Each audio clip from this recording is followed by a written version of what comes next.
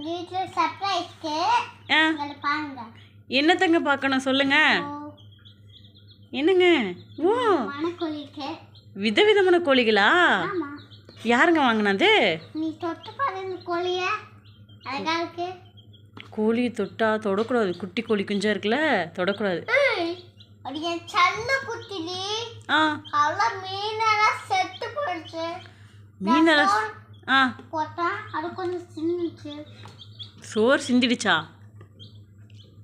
சொல்லுங்க sir. Mohit sir, Mohit sir, அந்த கோழி இப்படி தொட்டுகிட்டே இருக்கக்கூடாது சார். மோகித் சார் சொல்லுங்க. ஆ நாம் சொல்லுங்க சார். அப்போ பாய் ஃப்ரெண்ட்ஸா? சரி பாய்.